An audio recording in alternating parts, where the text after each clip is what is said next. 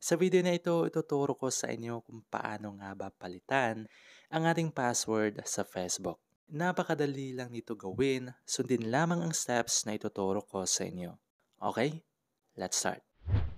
Para palitan ang iyong password sa Facebook ay syempre i-open lang natin ang ating Facebook app. Pagkatapos dito sa homepage ay pupunta tayo sa menu. I-click lang natin ang three lines icon na nandito sa upper right corner. Dito mag-scroll down ka lang at hanapin ang settings and privacy. At pumunta sa settings. Kailangan nating pumunta dito sa account center na Facebook para palitan ang ating password. Click lang natin ang account center. Pero kung wala kang makikitang account center na nandito, ay pwede kang pumunta sa search bar. Dito i-search mo lang ang account center. Ito ang account center, i-click lang natin.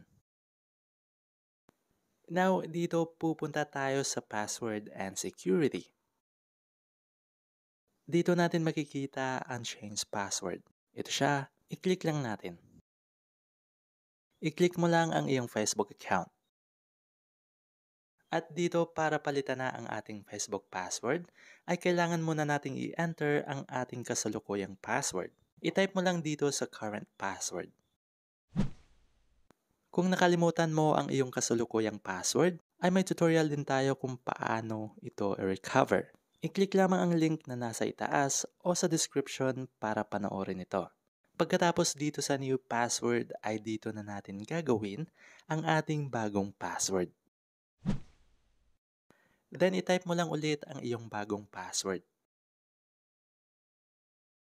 Kung tapos na, i-click mo lang ang change password. Dito sa all logins ay makikita natin ang lahat ng devices o cellphones na nakalagin sa ating Facebook account. Baka may ibang cellphones na nakalagin sa iyong Facebook account, kaya mas maganda na i-logout mo na lang ito lahat. I-click mo lang ang select all na nandito. At pagkatapos i-click ang logout. Kung ayaw mo i-logout ang mga ito ay pwede mo lang din i-click ang stay login. At napalitan na natin ang ating password sa Facebook.